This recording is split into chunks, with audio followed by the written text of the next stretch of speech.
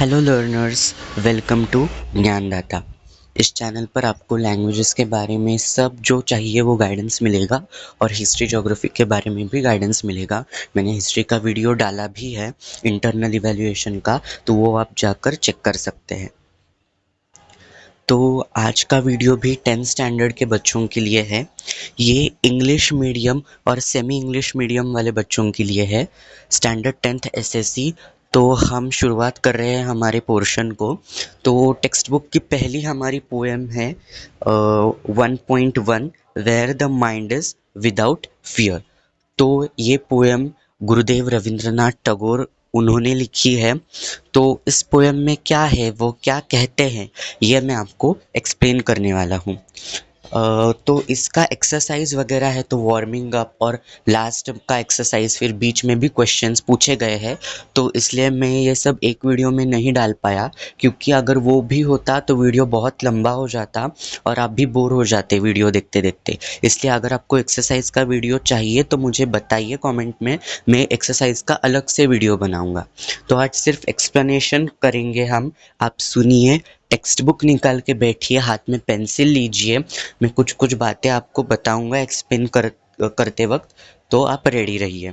तो यूनिट 1 की poem 1.1 where the mind is without fear, ये हम अभी स्टार्ट करने वाले हैं। तो सबसे पहले स्टार्ट करने से पहले हम पोएट का परिचय ले लेते हैं। तो गुरुदेव रविंद्रनाथ टैगोर ये पोएट है इस पोएम के। तो रविंद्रनाथ टैगोर जी का जन्म 1861 में हुआ था और उनकी डेथ 1941 में हुई। Rabindranath Tagore was the author of Gitanjali and its profoundly sensitive, fresh, and beautiful verse. He became the first non-European to win the Nobel Prize in Literature in 1913. This poem is one of his vastly read and discussed poem. It was originally composed in Bengali and later he himself translated into English. This poem is from his Nobel Prize winning anthology Gitanjali. Tagore lived during the time when India was ruled by the British. In this poem, besides political freedom from British, Tagore also appeals to God for social, educational and economic freedom for the people of India. तो हमने अभी ये पढ़ लिया है। सबसे पहले तो मैं आपको ये बताना चाहता हूँ कि where the mind lies without fear, ये इसका ओरिजिनल नाम नहीं है। इसका ओरिजिनल नाम है हेवन ऑफ फ्रीडम। तो लिख लीजिए, हेवन ऑफ फ्रीडम, ये ओरिजिनल नाम है इस पोएम का। तो अभी यहाँ पर रविंद्रनाथ टैगोर जी के बारे में बताया है कि वो एक महान कवि थे, उन्होंने बहुत प्राइजेस जीते हैं। और फिर जब हम पोएम के संबंध में बात करते हैं तो हमें बताया गया है कि इस पोएम में रविंद्रनाथ टैगोर जी ने हम जो भारतवासी है उनकी आज़ादी के लिए ये पोएम लिखी गई है। तो सिर्फ देखो, आपको तो पता ही होगा कि 1947 से पहले लगभग 150 साल ब्रिटिशों ने हम पर राज किया है।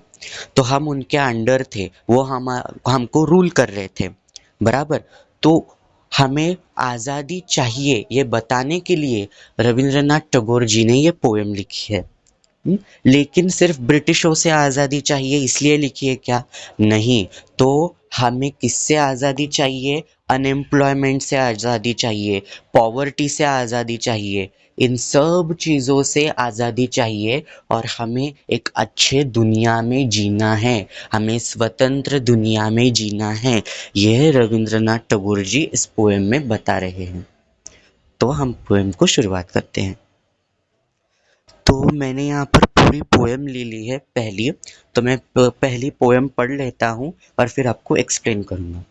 Where the mind is without fear and the head is held high, where knowledge is free, where the world has not been broken up into fragments by narrow domestic walls, where words come out from the depth of truth, where tireless striving stretches its arms towards perfection, where the clear stream of reason has not lost its way into the dreary desert sand of dead habit, where the mind is led forward by thee into ever widening thought and action, into that heaven of freedom, my father, let my country awake. तो ये पूरी poem मैंने पढ़ ली है, अब मैं आपको explain करता हूँ। Where the mind is without fear and the head is held high, where knowledge is free. तो रविंद्रनाथ टैगोर जी ये कह रहे हैं कि हमें ऐसे दुनिया में जीना है जहाँ पर हम सर ऊंचा कर कर गर्व से जी सके, हम किसी के गुलाम ना हो, हम सर ऊंचा करके जी सके, हम आज़ादी से जी सके। ऐसी दुनिया में हम जीना चाहते हैं। Where the world has not been broken up into fragments by narrow domestic walls. हमें ऐसी दुनिया में जीना है जहाँ पर जाति भेद, विचारों के भेद, ऐसे कोई भी भेदभाव नहीं है, सब समान है। ऐसी दुनिया में हमें जीना है। Where words come out from the depth of truth, where tireless striving stretches its arms towards perfection. हमें ऐसी दुनिया में जीना है जहाँ लोग उनके हार्ट के अंदर से, मतलब उनके मन के अंदर से जो शब्द आते हैं, ऐसे अच्छे शब्दों में बात कर सके, अच्छा व्यवहार कर सके, लोग जहाँ पर अच्छे तरह से पेश आ सके, अच्छा बोल सके, अच्छा बर्ताव कर सके, हमें ऐसी दुनिया में जीना है। Where the clear stream of reason has not lost its way into the dreary desert sand of dead habit. हमें ऐसी दुनिया में जीना है जहाँ पर कोई मर्यादाएं नहीं हैं, सब आज़ादी से जी सकते हैं। ऐसी दुनिया में हमें जीना है और जहाँ पर हम अच्छे से रह सकते हैं, ऐसी दुनिया में हमें जीना है। Where the mind is led forward by thee into ever widening thought and action. हमें ऐसी दुनिया में जीना है जहाँ पर हमारे विचारों पर पाबंदी न लग सके, हम फ्रीली थिंक कर सके, हम आज़ादी से सोच सके, विचार कर सके, हम जो चाहे वो वहाँ उस दुनिया में कर सके। ऐसी दुनिया में हमें जीना है। Into that heaven of freedom my father let my country awake. तो ऐसी दुनिया में, हे भगवान, ऐसी दुनिया में हम सब देशवासियों को ले जा जहाँ पर सुख शांति होगी, जहाँ पर लोग अच्छे से बर्ताव करेंगे, जहाँ पर विचारों पर पाबंदी नहीं होगी। भगवान, तुम हमको ऐसी दुनिया में ले जाओ। ऐसे रविंद्रनाथ टैगोर जी इस कविता में कह रहे हैं। ठीक है, तो अब मैं आपको बता रहा हूँ फिगर्स ऑफ स्पीच। अब देखो, अगर आपने 10th का पेपर पैटर्न देखा होगा, अगर नहीं देखा होगा तो मुझे कमेंट कीजिए, मैं पेपर पैटर्न पर भी वीडियो बनाऊंगा, आप चाहो तो पेपर पैटर्न में 9th में भी आपने देखा होगा कि एक पोएम आती है आपको, और उस पोएम के बारे में अप्रिसिएशन। अप्रिसिएशन मतलब क्या, उस पोएम में पोएट ने क्या बताया है, कौन से फिगर्स ऑफ स्पीच यूज़ किए हैं, ये आपको लिखना पड़ता है। ठीक है, तो ये जो है poem where the mind lies without fear, ये भी अप्रिसिएशन को पूछी जाती है। तो इसलिए मैं आपको उसके फिगर्स ऑफ स्पीच वगैरह आप सब बताने वाला हूँ, तो आप पेंसिल लेकर तैयार रखिए। तो मैं अभी फिगर्स ऑफ स्पीच बताने वाला हूँ आपको। तो सबसे पहले देखो, where the mind is without fear and the head is held high. तो हेड इज हेल्ड हाई को अंडरलाइन कीजिए, और ये कौन सी फिगर ऑफ स्पीच है? करेक्ट, ये एलिट्रेशन है। अब एलिट्रेशन मतलब क्या, जहाँ पर ना लेटर्स रिपीट होते हैं। अब देखो, हेड इज हेल्ड हाई, यहाँ पर एच रिपीट हो गया है 3 बार। हेड हेल्ड हाई, 3 बार एच रिपीट हुआ है, इसलिए ये एलिट्रेशन है। ठीक है, अब अगली फिगर ऑफ स्पीच हम देखेंगे। आप आ जाइए 3rd लाइन पर, where the world has not been broken up into fragments. अब यहाँ पर आपको कौन सी फिगर ऑफ स्पीच दिखाई दे रही है? यहाँ पर इन्वर्जन है, मतलब सेंटेंस की ऑर्डर थोड़ी बहुत चेंज की गई है। Where the world has not been broken up into fragments, तो यहाँ पर थोड़ी फार सेंटेंस की ऑर्डर जो है वो चेंज की गई है, इसलिए ये इन्वर्जन है। मुझे मालूम है आपको कुछ पता नहीं चल रहा होगा, लेकिन मैं फिगर्स ऑफ स्पीच का भी वीडियो लाऊंगा, लेकिन आप बस लिख लीजिए, लिखते जाइए, ताकि आपके टेक्स्ट बुक में वो स्टोर रहे।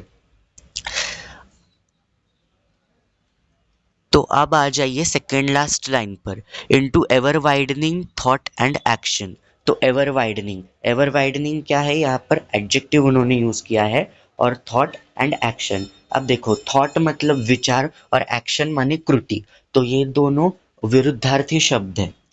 तो इसलिए विरुद्धार्थी शब्द की भी एक फिगर ऑफ स्पीच है जो है एंटीथीसिस। तो वो है एंटीथीसिस, आप वहाँ पर लिख लीजिए। मैं फिगर ऑफ स्पीच का भी वीडियो लाऊंगा, बस आप लिख लीजिए।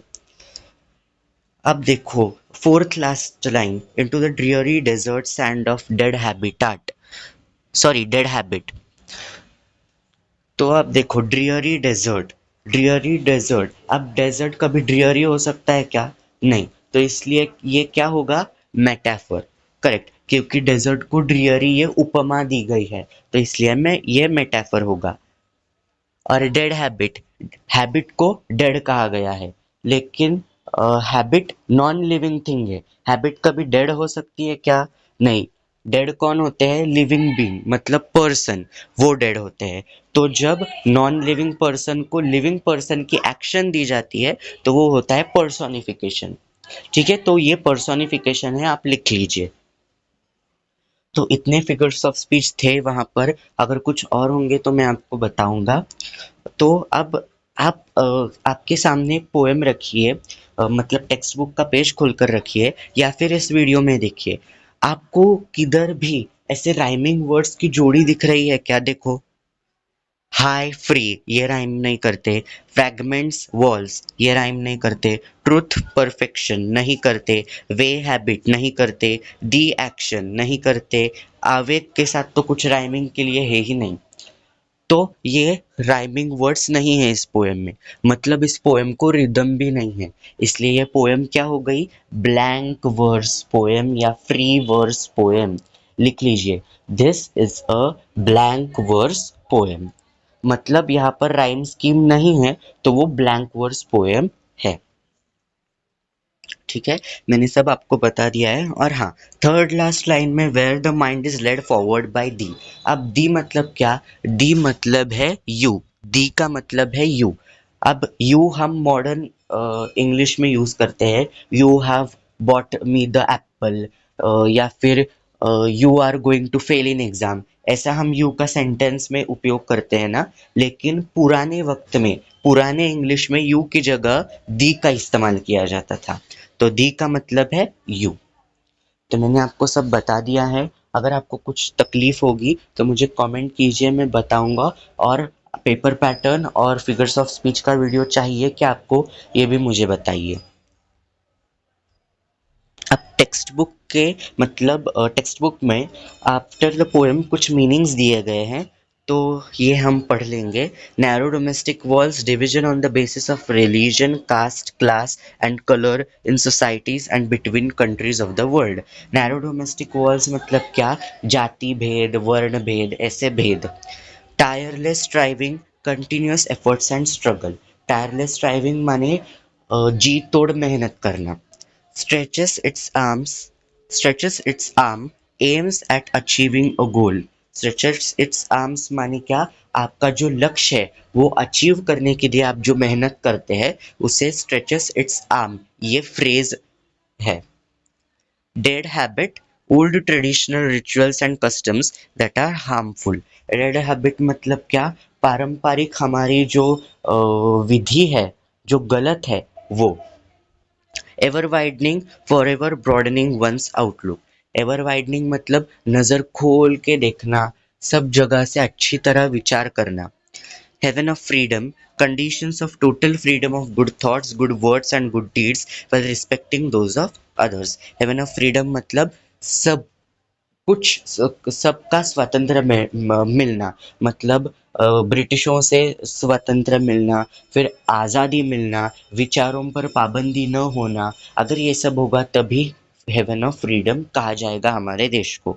ये तो हमने कविता जब पढ़ी है तभी अर्थ में हमने देखा था, तो उस कविता का ही अर्थ है इस हेवन ऑफ फ्रीडम शब्द का। ठीक है, तो आप ज़्यादा घबराओ मत, यही कविता का जो अर्थ है वही इस शब्द का अर्थ है। तो आज हम यहीं पर रुकते हैं। Thank you so much for listening. अगर आपको पसंद आए तो like the video, share and subscribe. Thank you so much, और कमेंट कर बताइए कि फिगर्स ऑफ स्पीच का वीडियो चाहिए क्या और पेपर पैटर्न का वीडियो चाहिए क्या।